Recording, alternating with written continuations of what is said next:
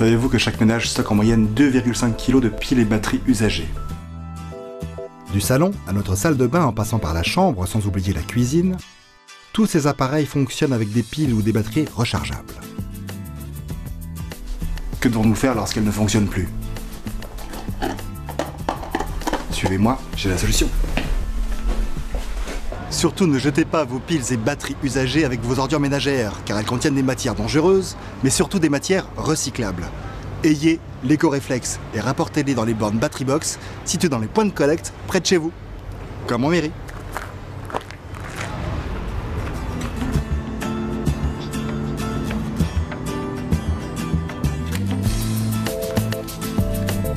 Bonjour monsieur. Bonjour, où puis-je déposer mes piles et batteries usagées s'il vous plaît? Juste derrière vous, vous avez une borne Battery Box où vous pouvez les déposer directement. Je vous remercie. Au revoir.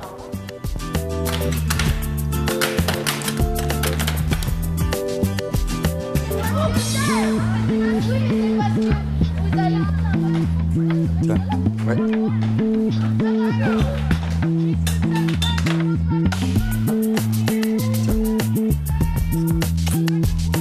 Bonne journée.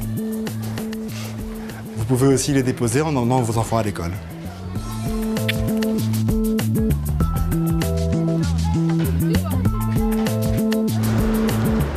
Ou encore chez certains commerçants près de chez vous.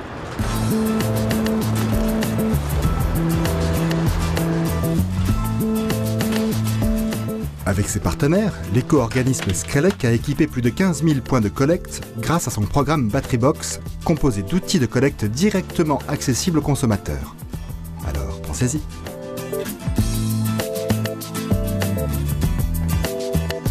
Une fois les bornes Battery Box pleines, le partenaire de collecte les vide dans des contenants adaptés et n'a plus qu'à contacter Screlec qui viendra les retirer pour les faire recycler.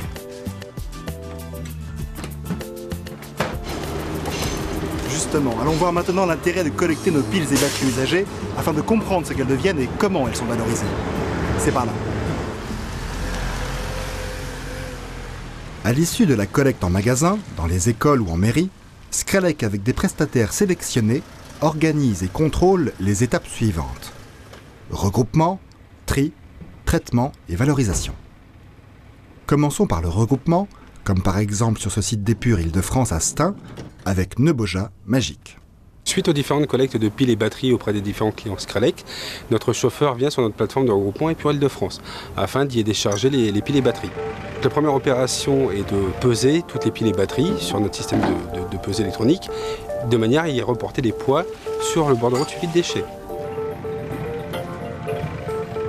L'opération numéro 2 est celle d'effectuer le regroupement de nos piles et batteries dans des fûts de 200 litres, de manière à les mettre en zone de regroupement afin de les expédier en centre de tri.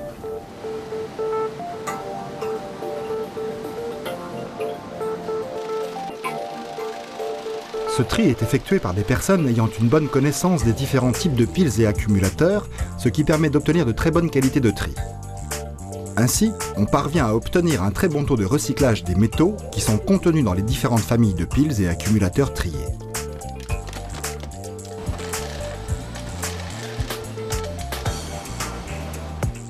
On commence par séparer les piles des batteries et accumulateurs, aussi appelés packs. Les batteries nickel-cadmium, nickel-métal-hydrure et lithium-ion passent ensuite directement en pré-traitement. Les packs, quant à eux, passent sur une machine à casser dans le but de séparer le plastique des accumulateurs. Ensuite, une machine trie les différents éléments par couple électrochimique. Les alcalines d'un côté, les zinc carbone de l'autre, les lithium, les nickel-cadmium, nickel-métal-hydrure, le plomb, c'est-à-dire toutes les différentes familles chimiques. Enfin, une fois triés, les piles et accumulateurs sont reconditionnés dans des emballages agréés pour le transport de matières dangereuses et sont expédiés chez les différents recycleurs agréés pour le traitement de toutes ces différentes matières. Étape suivante, le traitement, avec d'abord Éric Notez de la SNAM. Le métier de la SNAM est de collecter, de recycler et de valoriser les métaux qui proviennent de différents types de batteries, que ce soit des batteries industrielles, que l'on trouve dans le ferroviaire, dans l'aérien ou les engins de manutention, que ce soit les batteries automobiles, mais aussi et surtout les batteries issues des collectes grand public, qui sont les petites batteries que l'on trouve dans nos ordinateurs portables, nos téléphones et nos applications à la maison. Les produits qui sont à traiter vont être triés afin de s'assurer qu'ils ne sont pas en train de se polluer l'un l'autre, qu'ils sont bien purifiés. Et les batteries vont être ensuite traitées par voie thermique pour en extraire les différents métaux qui sont le cadmium notamment, le nickel et le cobalt.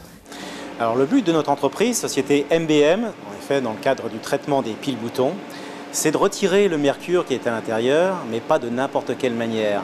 Il faut faire en sorte que par notre procédé, le déchet que l'on fait rentrer dans l'entreprise se transforme en matière première réutilisable dans l'industrie. Donc à savoir les trois matières qui composent la pile-bouton.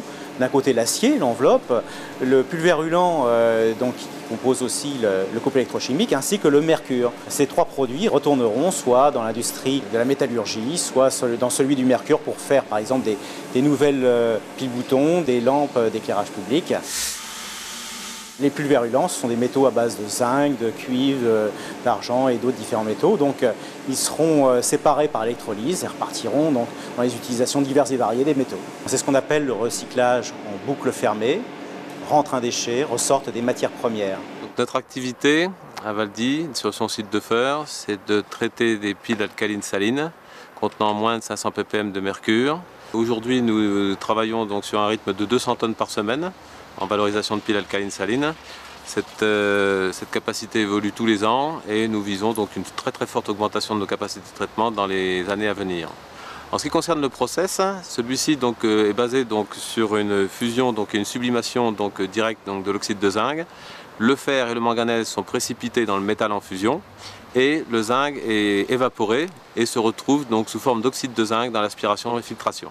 Et l'oxyde de zinc est aspiré et filtré dans une unité de traitement de gaz avec un système de préfiltration qui permet d'avoir un zinc de très haute pureté.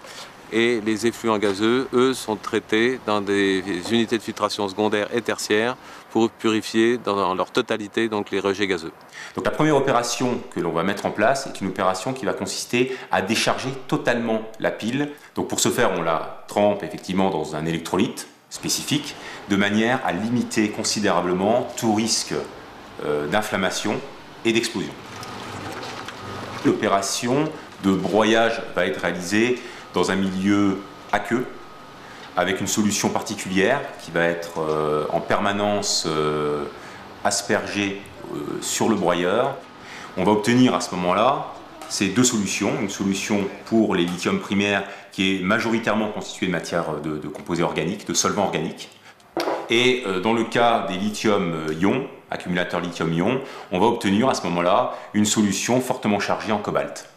Au-delà de ça, on va récupérer des matières solides qui sont constituées d'un mélange de ces trois fractions.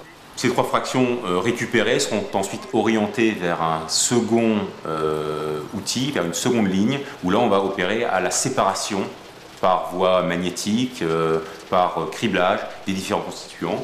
Et on va obtenir ainsi une poudre métallifère contenant encore du manganèse.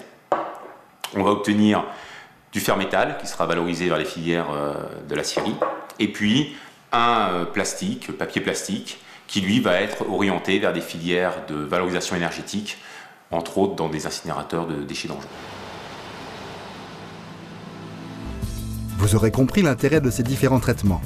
Les métaux et matières présents dans nos piles et batteries retrouvent une seconde vie grâce à la valorisation. Ils sont ainsi réutilisés dans différentes filières et donnent naissance à de nouveaux objets que nous retrouvons dans la vie de tous les jours. Tenez, par exemple, cette clé peut être faite à partir de fer et de nickel, contenus dans 2 piles. On peut retrouver également le fer et le nickel sous forme d'inox, valorisés en poignée ou en couvert.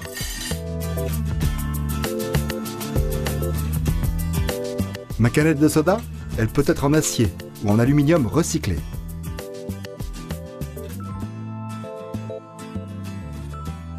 Le tambour de la machine à laver, lui aussi peut être en inox. Et on peut retrouver le zinc et le cuivre sous forme de tuyaux ou gouttières. Ce sont donc autant d'exemples d'objets fabriqués grâce à la valorisation des piles et batteries usagées. Alors faites comme moi. Ayez l'éco-réflexe. Récapitulons. Screlec est l'éco-organisme agréé pour la gestion de l'ensemble de la filière piles et batteries usagées. Collecter, trier, traiter, valoriser sont les 4 étapes pour donner une seconde vie à vos piles et batteries. Il existe un réseau de 15 000 points de collecte pour vous accueillir partout en France grâce au programme Batterybox. Quelques équivalences. 2 piles égale 1 clé. 3 piles égale 1 cuillère. 5 piles égale 1 canette. L'éco-réflexe, un geste pour l'environnement. Économisez les ressources naturelles et limitez les risques de pollution en valorisant vos piles et batteries usagées. Un chiffre clé, 100 kg de piles et batteries collectées égale plus de 50 kg de métaux recyclés. Retrouvez toutes les informations sur www.batterybox.fr ou www.screlec.fr.